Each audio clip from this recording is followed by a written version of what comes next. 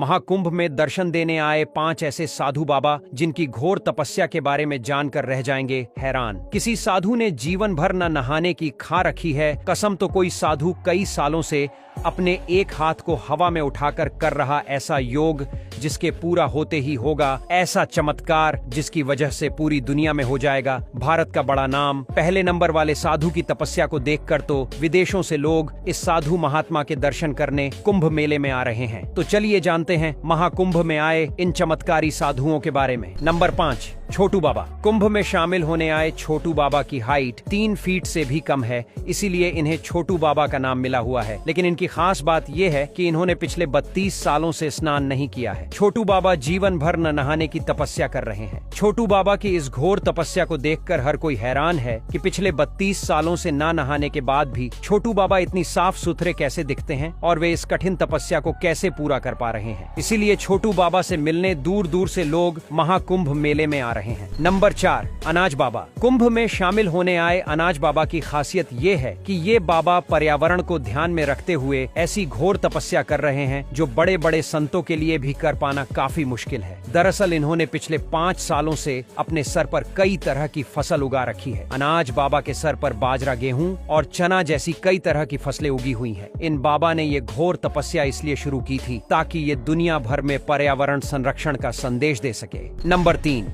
राधेपुरी बाबा। उज्जैन के रहने वाले राधेपुरी बाबा की तपस्या के बारे में जानकर पूरी दुनिया हैरान है। दरअसल राधेपुरी बाबा ने पिछले 15 सालों से अपना एक हाथ हवा में उठा रखा है। उनकी तपस्या के कारण उनके इस हाथ ने काम करना भी बंद कर दिया है, लेकिन इसके बावजूद भी उनका हाथ कभी नीचे नहीं हुआ। राधेपुरी बाबा के नाखून और उंगलियां भी एक दूसरे से जुड़ चुके हैं, जिस वजह से उनकी तपस्या को सबसे कठोर तपस्या भी माना जा रहा है। राधेपुरी बाबा का कहना है कि वे विश्व कल्याण के लिए इस तरह की तपस्या कर रहे हैं और जीवन भर उनका ये हाथ हवा में ही रहेगा। नंबर 2, चाबी वाले बाबा। महाकुंभ में आए चाबी वाले बाबा भी लोगों के आकर्षण का केंद्र बने हुए हैं। दरअसल चाबी वाले बाबा अपने गले में 20 किलो से भी ज्यादा वजन वाली चाबी लेकर घूमते हैं और वे ऐसा पिछले कई सालों से कर रहे हैं। चाबी वाले बाबा की ये तपस्या इतनी ज्यादा कठिन है कि उन्हें इस तपस्या की वजह से ठीक से चल फिर पानी में भी मुश्किल होती है, लेकिन फिर भी उन्होंने जीवन भर इस कठोर तपस्या को पूरा करने की कसम खा रखी है।